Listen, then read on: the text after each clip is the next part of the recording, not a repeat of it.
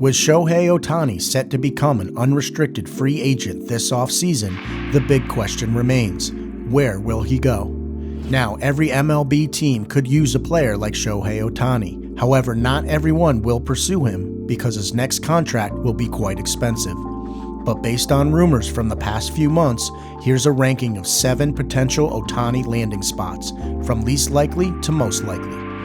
Number 7, the New York Yankees. No surprise here, you can never count the Yankees out when it comes to signing big-name players. When Ohtani played the Yankees in the Bronx last season, he said Yankee Stadium is a beautiful field with passionate fans, and he always looks forward to playing there. You'd have to think general manager Brian Cashman will at least kick the tires on Ohtani to see if they can land the two-way superstar. Number 6, the Boston Red Sox. Longtime baseball insider Peter Gammons reported in the middle of September that Ohtani might be interested in Boston because of his relationship with New Balance CEO Jim Davis after getting a sneaker deal with the company. However, the Red Sox do have the problem of Masataka Yoshida needing to DH, but Ohtani would also need to DH coming off of Tommy John surgery, plus that most of the Red Sox money is going to go towards pitching. So odds are this is not where he will end up. Number 5, the San Francisco Giants. The Giants have been trying to reel in a big-time free agent for years. They've been unsuccessful every time. And so not landing any of them at least gives the Giants some financial flexibility to make a genuine pursuit. But while Oracle Park is one of the prettiest venues in baseball, it's not the best environment for offense, even though Ohtani has the kind of power that can play anywhere. Number 4, the Chicago Cubs. Based on Ohtani's past interest during his initial free agency tour, it wouldn't be shocking if Chicago is once again one of the few non-West Coast teams with a legitimate chance of landing the superstar. Add in the fact that Chicago didn't break the top 10 in MLB payrolls this year, and there could be financial flexibility to get something done.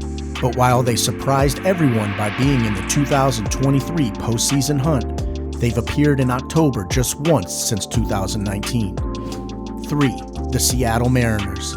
Seattle spent 20 years missing the playoffs before finally getting back to the postseason in 2022. While they just missed out in 2023, the Mariners were in contention until the very end. With Julio Rodriguez leading the way, they also appear to have a solid young nucleus, and Ohtani himself has said he likes Seattle and that he has spent some time during the offseason there, and he thinks the fans are passionate and impressive. Number 2, the New York Mets.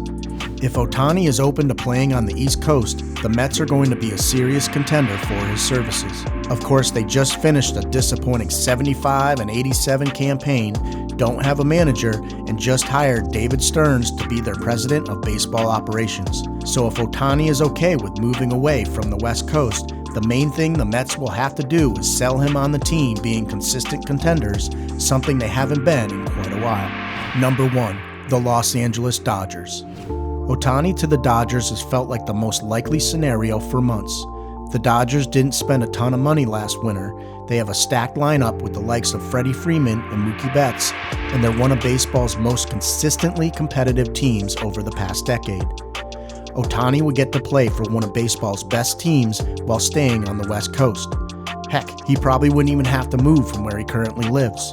The left-handed slugger landing with the Dodgers isn't necessarily a formality yet, but it sure seems like it's the most likely scenario at this point. Only time will tell where baseball's biggest star will end up.